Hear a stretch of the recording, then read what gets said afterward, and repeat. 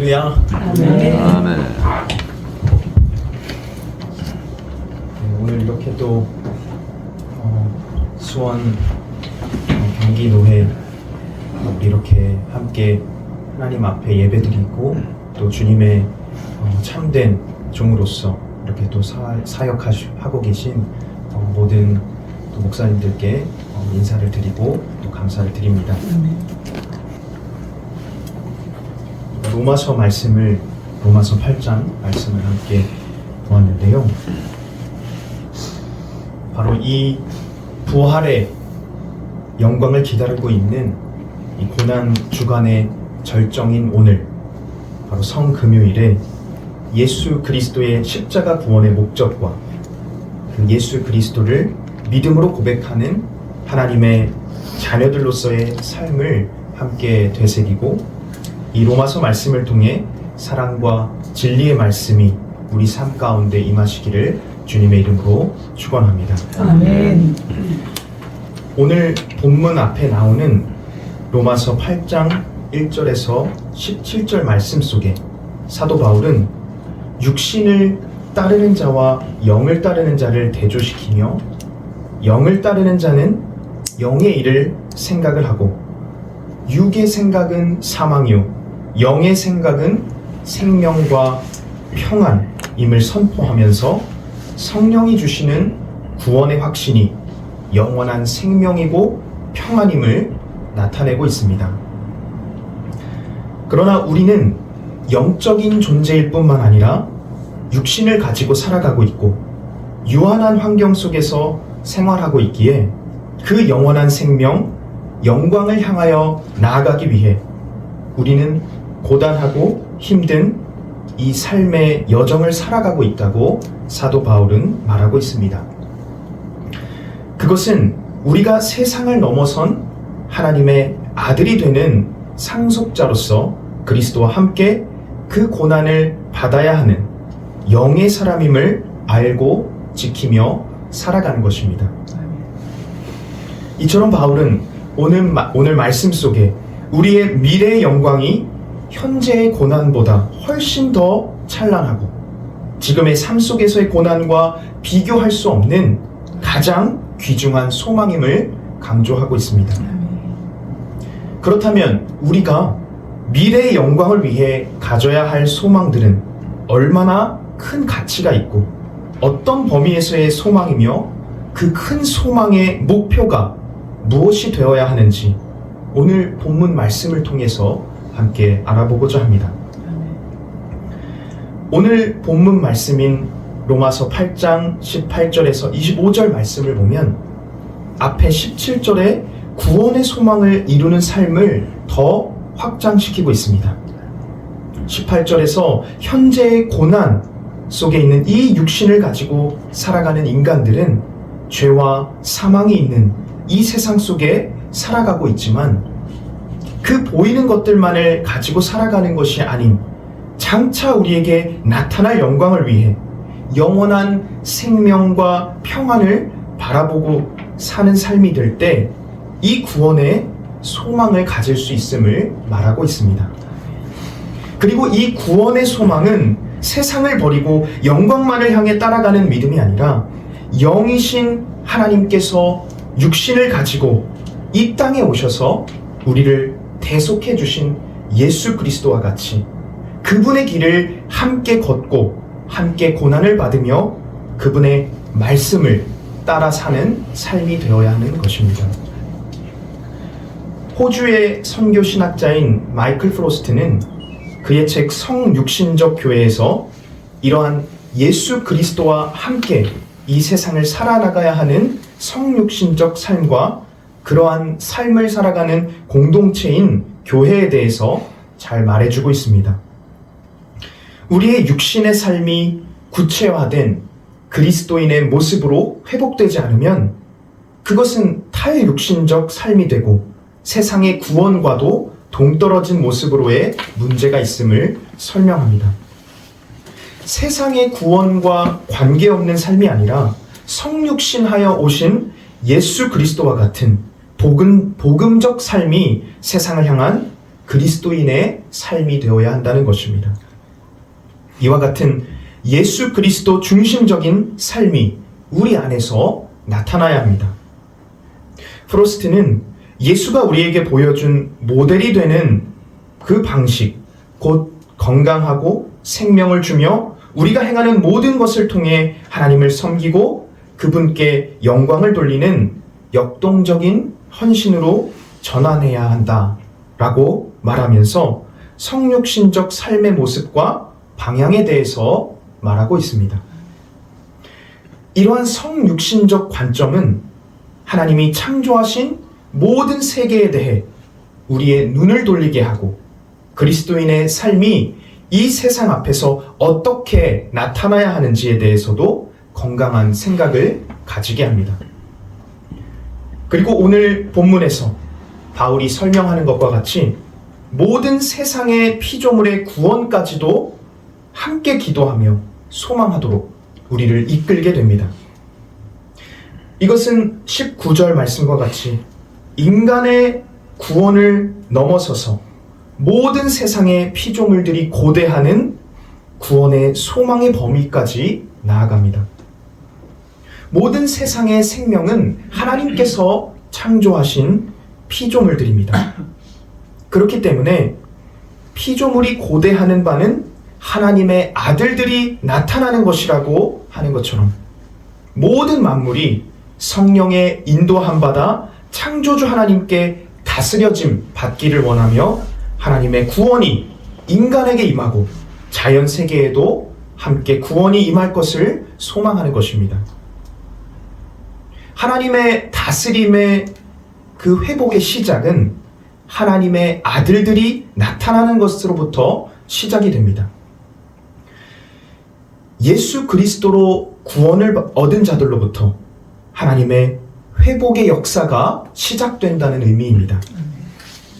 이처럼 사도 바울은 이 마지막 때에 구원의 소망의 범위를 모든 피조물로 확대시키고 하나님이 창조하신 모든 자연과 인간을 구원하는 범우주적 광경이 그리스도의 온전한 구원이라고 말하고 있습니다. 그런데 오늘날 현실의 자연은 무엇인가요? 지구의 생태계는 오염되고 망가지고 있습니다. 이것은 하나님의 피조물로서 자유의지를 하나님께 받은 인간의 탐욕과 죄악된 행실들로 나타내고 있는 문제라고 말할 수 있습니다. 하나님의 섭리 속에 하나님께서 운행하시는 이 창조 세계 속에 인간의 지식과 과학의 발전으로 안락하고 편안한 삶을 영위할 수 있는 이 현대 사회에 우리가 살고 있지만 아이러니하게 그러한 인간의 편리성에 대한 욕구로 인해 자연 생태계가 무너지고 지구의 환경이 오염되고 그 질서가 혼란스럽게 된 것입니다.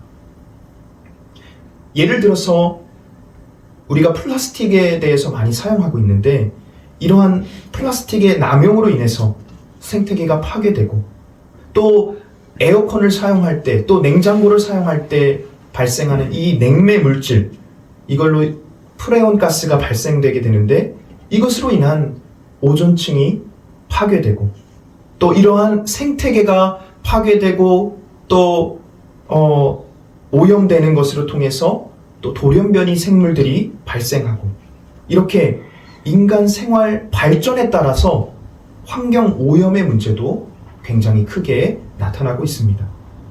수많은 과학자도 지구에 대해서 경고하고 있고 2019년 6월 호주에서 발표된 기후보고서에 따르면 2050년 지구온난화의 되먹임 효과 이것은 지구 평균 기온이 1.5에서 2도 이상 오르면 북극과 남극에 그런 빙하가 녹는 상황이 빨라지게 되고 또 그러한 온난화가 다시 온난화로 계속 빠르게 이어지는 그 악순환의 고리를 바로 이 되먹임 효과라고 말하고 있습니다.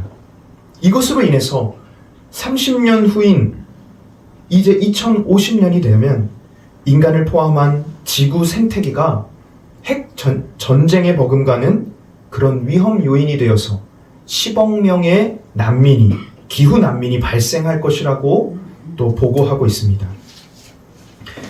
이처럼 오늘날 환경 문제에 대한 상황은 생태계 오염과 파괴로 인한 대재난이 각 나라를 넘어서 범세계적으로 일어날 것이라는 것이 이 생태학자들의 예언이 현실로 나타나고 있는 것입니다.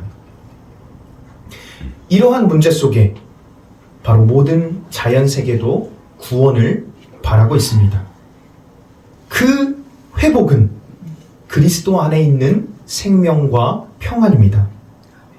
하나님의 섭리를 인간이 모두 헤아릴 수 없지만 그 만물을 통치하시고 바로 창조하시고 통치하시고 운행하시는 바로 하나님의 질서를 회복해야 하는 것입니다. 아멘. 그렇다면 이 회복을 우리가 어떻게 이룰 수 있을까요? 여느 자연 회복 운동과 같이 함께 규칙을 만들고 실태를 알리고 위험성을 경고하는 것으로 그냥 끝이 난다면 그것은 율법 안에 있는 육신의 상태에서 잠시 보이는 회복의 효과로 나타날 뿐입니다. 그렇다면 그리스도인으로서 어떤 것을 해야 이 자연을 또 이 모든 세상을 회복시킬 수 있는 최고의 방법이 될 수 있을까요? 바로 먼저는 하나님의 마음을 품는 것입니다. 아멘. 자연을 회복시킬 수 있는 분은 오직 창조주 하나님이십니다. 아멘. 피조물인 인간은 생명을 창조할 수 있는 자가 아니라 창조주의 질서에 순응하며 살아가야 하는 자입니다. 아멘. 하나님의 마음은 무엇인가요? 하나님의 창조 목적과 같이 하나님과 교제하는 인간을 원하십니다. 아멘. 모든 인간이 구원을 얻기를 원하는 것 같이 이 자연 세계도 하나님의 원하심 따라 살아있게 되고 질서를 잡게 되고 생명이 이어져가는 생태계를 이루어가는 것입니다. 그러므로 피조물 역시 고대하는 바는 19절 말씀과 같이 하나님의 아들들이 나타나는 것입니다. 하나님이 보시기에 좋은 상태로의 회복이 자연의 회복인 것 같이 하나님의 자녀된 구원의 확신으로 살아가는 자들은 하나님을 사랑하는 것 같이 그 하나님이 창조하신 경이로운 자연을 사랑할 수 있는 것입니다. 그리고 피조물들은 20절 말씀에서 오직 하나님께 굴복하는 존재들입니다. 인간의 육신뿐만 아니라 이 세상의 육신으로 보이는 모든 만물은 썩어질 허무할 존재들입니다. 그리고 이 썩어질 것들의 유한한 삶마저도 하나님께서 허락하시고 인도하시는 뜻이 있기 때문에 생명을 지속할 수 있는 것입니다. 창세기 1장 27절 말씀에 하나님께서는 사람을 자기 형상, 곧 하나님의 형상대로 창조하시되 남자와 여자를 창조하시고 라고 말씀하십니다. 그리고 세상을 창조하시고 31절 말씀에서는 하나님이 지으신 그 모든 것을 보시니 보시기에 심히 좋았더라 라고 말씀하셨습니다. 모든 세상을 창조하신 하나님의 선하시고 기쁘신 뜻이 있기 때문에 인간이 생명을 얻을 수 있었고 우리가 살아가는 이 모든 자연, 이 생태계도 그 하나님의 뜻 안에서 조화롭게 살아갈 수 있는 것입니다. 이것이 하나님의 질서로 살아가는 삶입니다. 이것이 하나님의 뜻 앞에 굴복하며 살아가는 삶입니다. 오직 영원하신 하나님께 통치받을 때 하나님의 뜻에 일치되는 삶을 살 때 그 안에 평안이 있고 영원한 생명이 있습니다. 오직 십자가 위에서 하나님의 뜻대로 죽으신 예수 그리스도의 마음을 품는 자가 하나님의 아들들입니다. 여러분은 이런 하나님의 마음을 품고 살아가는 그런 하나님의 아들들이 되시기를 주님의 이름으로 축원합니다. 인간과 자연 생태계는 언젠가 그 끝이 있습니다. 우리는 그것을 종말이라고 부릅니다. 모든 자연은 썩어질 것이고 없어질 것입니다. 그렇기에 어떤 피조물이든지 죽음에 이를 수밖에 없습니다. 이 보이는 세계에 집중하면 그렇습니다. 썩어짐의 종노릇에 빠지는 그런 허무한 존재들입니다. 하지만 하나님께서는 소망을 주셨습니다. 영원한 하나님과 화목을 이루는 바로 그 구원을 허락하셨습니다. 21절에서와 같이 썩어짐의 종노릇한 데서 해방되어 하나님의 자녀들의 영광의 자유에 이르는 것입니다. 인간의 타락은 자연 세계를 허무와 썩어짐의 종노릇 안에 있게 하였지만 인간의 구원은 이 자연의 해방, 자유를 얻게 합니다. 하나님께서는 인간을 위해 자연 생태계를 창조하셨고 그 안에서 인간들이 살아갈 수 있게 하셨습니다. 그리고 하나님의 형상대로 창조하신 인간들에게 복을 주셨습니다. 창세기 1장 28절 말씀과 같이 하나님께서는 생육하고 번성하여 땅에 충만하라, 땅을 정복하라, 바다의 물고기와 하늘의 새와 땅에 움직이는 모든 생물을 다스리라 라고 말씀하십니다. 하나님께서는 이를 다스리게 해주셨고 관리할 수 있는 권한을 주셨습니다. 이것은 인간에게 자연을 보존해야 하는 책임이 있다는 것입니다. 하나님의 자녀들이라는 것은 자연을 마음대로 이용하고 착취하는 자들이 아닙니다. 하나님의 창조 자체 속에 돌봄과 그리고 연민과 보호라는 차원에서 서로 상호 배려와 조화가 있는 질서 안에 있는 자들이 바로 하나님의 아들들입니다. 그것이 하나님의 마음을 품는 자들이고 하나님의 섭리를 따르는 자들, 하나님의 섭리 안에 있는 자들이고 자연의 신음소리를 듣는 영적인 존재들입니다. 그렇기에 모든 피조물들은 하나님의 아들들이 나타나기를 고대하고 있습니다. 우리가 이런 구원의 소망과 믿음을 가진 하나님의 자녀들로서 예수님이 그 십자가의 길을 걸어가시며 하나님의 말씀에 순종했던 그 믿음으로 세상을 살아가야 합니다. 어둠 속에 헤매고 있던 우리 죄인이 빛 대신 예수 그리스도의 죽으심과 부활하심으로 인해서 하나님의 뜻을 밝히 알게 된 것과 같이 오늘 22절 말씀처럼 인간이 살고 있는 피조세계, 생태계와 지구의 환경들의 탄식과 고통을 함께 느낄 수 있습니다. 왜냐하면 내 안에 죄를 자각하고 회개할 수 있는 은혜를 얻었고 오직 예수 그리스도로 구원을 얻을 수 있는 구원의 소망을 가지고 어두운 세상을 살아나가는 그 힘을 얻는 하나님의 자녀들이 되었기 때문입니다. 그 죄의 악함을 그리고 죄로 말미암아 나타나는 저주와 타락과 고통들을 믿음의 눈으로 바라볼 수 있게 되는 것입니다. 그렇다면 이제 하나님의 자녀된 자들로서 이 구원의 기쁨을 많은 사람들에게 알리고 전파하는 것처럼 모든 피조물의 세계, 자연과 환경들의 고통을 함께 느끼고 자연의 구원까지도 함께 기도할 수 있는 책임감 있는 하나님의 사람들이 됩니다. 그리고 이제 종말을 향해 나아가는 이 세상에 참된 미래의 소망을 우리가 가질 수 있습니다. 현재 우리의 삶 속에서 자연을 보존하고 회복하는 운동도 믿음의 자녀들로서 실천하는 삶을 살아야겠지만 더 중요한 것은 인간과 자연의 모든 구원이 이루어지는 천국의 소망을 가져야 한다는 것입니다. 그것은 우리의 힘으로, 우리의 지식으로 하는 것이 아니라 하나님의 마음으로 하는 것입니다. 그 마음을 우리에게 주시고 인도해 주시는 분이 성령님이십니다. 22절 말씀 속에서 볼 수 있듯이 성령의 처음 익은 열매는 장차 오실 예수 그리스도, 그 마지막 때에 임할 영원한 구원을 소망하게 하고 확신하게 하는 그리스도의 영입니다. 우리의 삶이 어둡고 자연 생태계와 환경이 파괴되어 가고 암울한 이 세계에서 장차 받을 영광을 바라보게 하고 그 그 영원한 구원을 확신하게 하는 영이 바로 성령이십니다. 그렇기 때문에 우리는 하나님의 마음을 가진 하나님의 자녀들이 되어야 하고, 그리고 현실에서도 하나님의 섭리 속에 책임을 가진 사람이 되어야 하는데, 그런 믿음의 사람이 되게, 그리고 그 삶을 살아가게 하는 분이 성령이라는 것입니다. 우리는 성령의 인도함 받아 살아가는 자들이 되어야 합니다.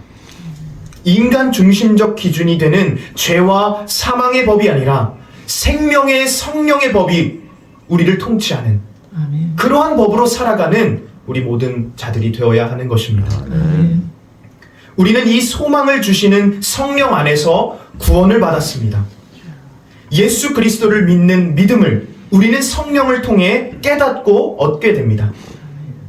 인간의 육신으로 바라볼 수 있는 자연의 회복은 온전한 회복이 될 수 없습니다. 소망은 현재 보이지 않지만 장차 받을 영광을 소망하는 것과 같이 오늘 본문 24절 말씀 속에서도 말합니다. 우리가 소망으로 구원을 얻었음에 보이는 소망이 소망이 아니니 보는 것을 누가 바라리요. 우리는 현실적으로 경험할 수 있는 보이는 소망을 찾는 것이 아니라 하나님의 사랑이신 예수 그리스도 안에서 영원한 구원의 소망을 가져야 합니다. 이것이 성령이 우리에게 주시는 소망이며 모든 인간과 세상이 예수 그리스도 안에서 가질 수 있는 소망인 것입니다. 우리는 우리 자신의 죄인됨을 자각하고 의인으로서 회복과 구원을 소망합니다. 그러나 이뿐 아니라 우리는 오염되고 파괴된 자연환경을 보면서 인간의 무질서와 탐욕과 같은 죄성을 깨닫게 됩니다. 그리고 그것은 온전히 예수 그리스도 안에서 그분의 영인 성령으로 하나님이 주신 보존과 회복의 책임감을 갖게 되고 영원한 구원의 소망을 갖게 됩니다. 이 고난과 고통의 삶 속에 자연도 신음하고 탄식하는 이 종말의 때에 성령님은 우리에게 기다림의 인내를 주십니다. 참고 기다리고 인내하는 믿음, 그것이 오늘날 우리에게 주어진 바로 그 성령으로 나타내지는 인도하심이며 신음하는 자연에게 귀 기울이며 하나님이 창조하신 모든 피조물들의 구원을 위해 책임감을 갖게 하는 믿음입니다. 이제 하나님의 아들들의 모습으로 살아가기로 결단한 여러분은 날마다 하나님의 마음을 품고 그 하나님의 온전한 마음 자체이신 예수 그리스도의 말씀대로 살아가시기를 간절히 바랍니다. 아멘. 그리고 영원한 구원의 소망, 장차 우리에게 나타날 영광을 향해 나아가는 온전한 구원, 온전한 회복의 나라인 천국을 날마다 소망하며 인내의 삶을 살아가시는 믿음의 자녀들 되시기를 주님의 이름으로 축원합니다. 아멘. 저는 이러한 말씀을 준비하면서 이 선교사로서의 삶, 정말 이 잠비아 아프리카에는 너무나 자연이 아름답습니다. 네, 한국은 땅도 훨씬 작고 또 요즘 미세먼지, 황사 이런 것들이 많죠. 오늘도 또 황사주의보가 있었던 것 같은데요. 네, 그렇게 이미 많이 오염되고 또 흐린 하늘을 볼 수밖에 없는 이런 현실이지만 잠비아에는 여전히 그 자연이 아름답더라고요. 하늘도 너무나 파랗고 너무나 그 하나님이 주신 자연이, 대자연이 이렇게 느껴질 수 있는 곳이 또 잠비아인 것 같습니다.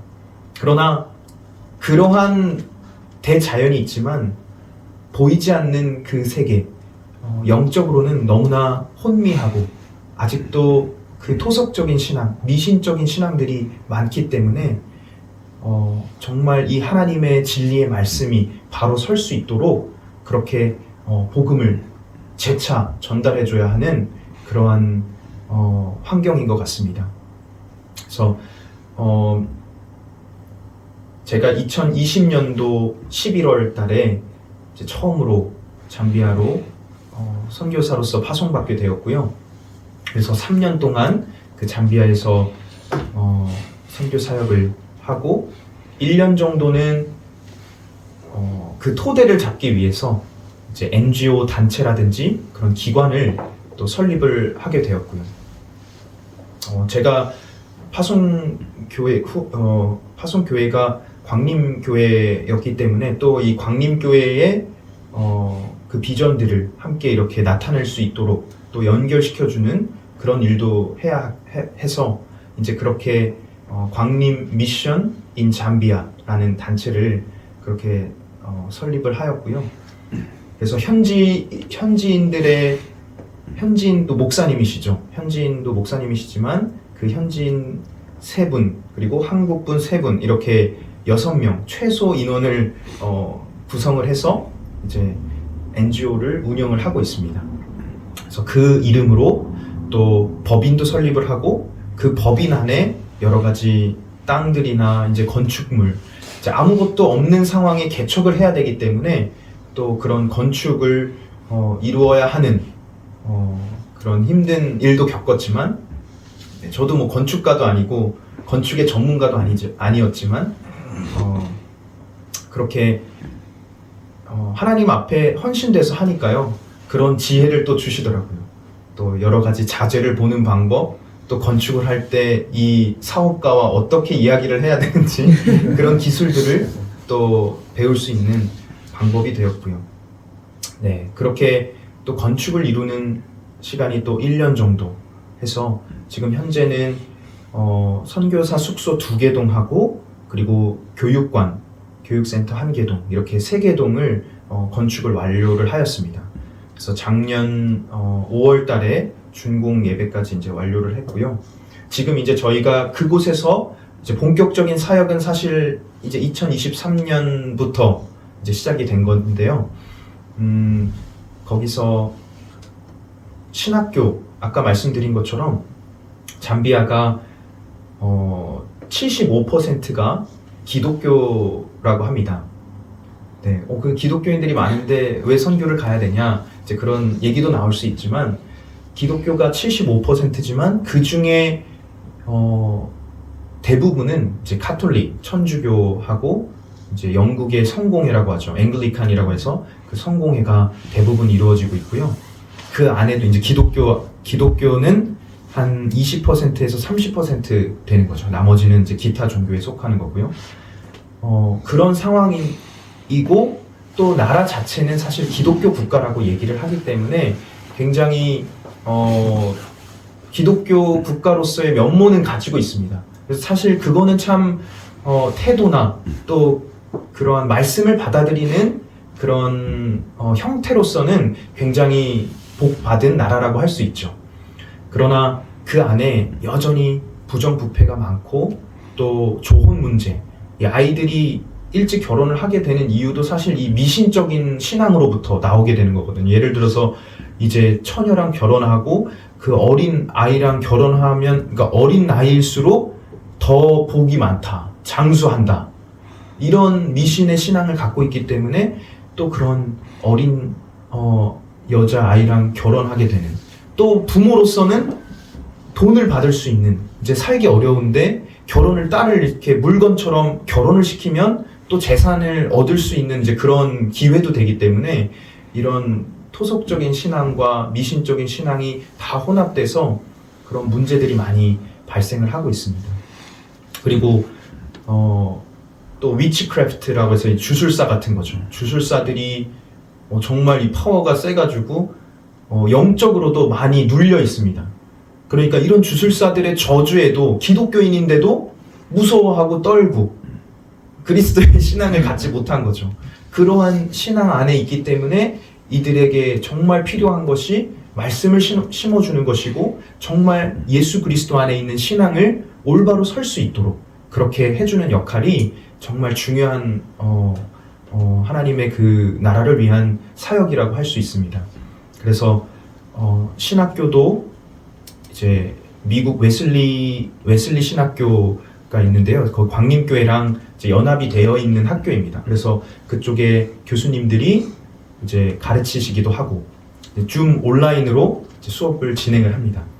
그래서 학생들은 지금 한 28명 정도 등록을 해서 그 교육관 센터에 함께 모여서 이틀 동안 수업을 이제 받습니다. 오전 오후로 그렇게 교수님의 일정들에 따라서 이제 조율하고 그렇게 하고 10과목을 했을 때 이제 웨슬리 신학교에서 수료증을 줄 수 있도록, 그리고 저희가 이제 계속 인가를 받아야 되는데요. 그 인가를 받게 하는 그런 과정들도 계속 이제 진행이 돼야 되기 때문에 아직은 이제 신학적인 이제 훈련 과정이다라고 이제 볼 수 있고요. 그리고 또 어린이 사역들도 굉장히 중요하기 때문에 이제 학교를 오픈을 하려고 하는데, 지금은 토요 학교라고 해서 이 아이들이 5살부터 8살까지 그 아이들을 이제 모집을 해서 지금 한 15명 정도 그 아이들을 또 저와 또 제 아내인 조아라 선교사님이 함께 이렇게 아이들을 가르치고 또 말씀으로 양육을 하고 있습니다. 네, 그러한 사역들이 이제 3년 동안 진행이 되었고요. 벌써 이렇게 4년 차인데요. 제가 이렇게 좀 말씀을 드렸지만 또 영상으로 보는 것이 더 이렇게 잘 와닿으시죠. 그래서 네, 함께 영상을 보시고 기도로 말씀을 마치도록 하겠습니다. 아, 귀여워. 처음 갔을 때.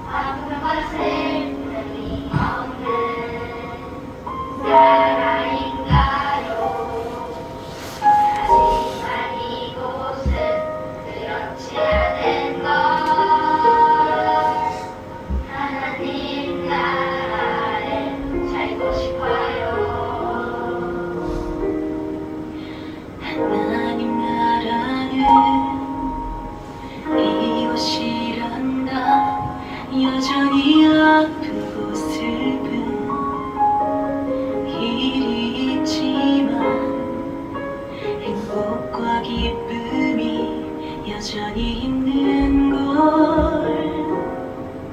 우리가 하늘과 땅의 통로야. 이 땅에서 하늘 뜻을 품고 사는 자를, 믿음으로 하늘 뜻을 보여주는 자들, 보내어진 자리에서 동참하는 자들,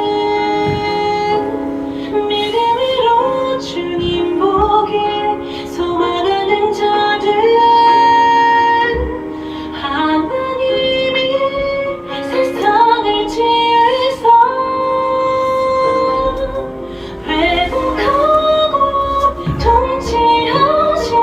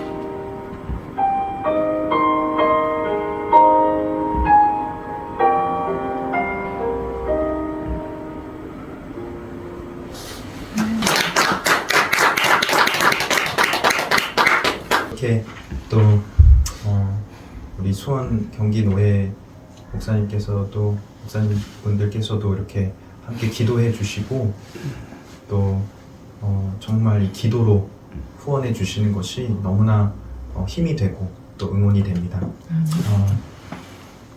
함께 이제 기도하고 마치도록 하겠습니다. 사랑과 은혜가 충만하신 하나님, 오늘 이렇게 부족한 종이 또 하나님께 쓰임받고 또 선교사로서 아프리카 잠비아에서 선교하다가 또 이 자리에 하나님의 말씀을 전하게 할 수 있도록 인도해 주시니 감사합니다. 하나님, 우리가 오늘 말씀 들은 것처럼 날마다 그 하나님의 마음을 품고 그 하나님의 회복을 바라며 또 이 모든 세상과 또 모든 자연이 정말 주님 안에서 온전하게 이루어지는 그 천국 소망을 우리가 바라고 기도하며 그 영원한 기쁨과 평안과 또 그 안식의 나라를 위하여 우리가 지금 서 있는 자리든지 또 아프리카 또 유럽 모든 세계에 이르기까지 그 하나님의 복음을 증거하는 데 부족함 없도록 하나님의 능력과 또 사랑을 날마다 더하여 주시옵소서. 우리가 나아가는 그 길이 비록 힘들고 어렵고 또 고난의 길이고 그 십자가의 길이 되지만 하나님, 오직 그 성령님으로 인도하시는 그 주님의 은혜가 우리 가운데 날마다 임하여서 언제 어디서든 하나님을 바라고 하나님의 뜻을 찾고 예수 그리스도의 마음으로 이 세상에 하나님의 마음을 전달해주는 그런 거룩한 하나님의 종들이 다 될 수 있도록 인도하여 주시옵소서. 오직 성령의 인도하심을 바라고 원하옵나이다. 오직 주님의 그 능력과 예수 그리스도의 믿음을 더하여 주시옵소서. 우리의 모든 사명과 모든 사역이 이 세상 끝날까지 이 종말의 시대에 다시 오실 예수 그리스도를 바라고 원하며 마라나타 아멘 주 예수여 어서 오시옵소서. 이러한 준비된 신부로서 하나님을 맞이하는 그런 귀한 주님의 종들이 다 될 수 있도록 인도하여 주시옵소서. 감사드리며 예수님의 이름으로 기도합니다. 아멘.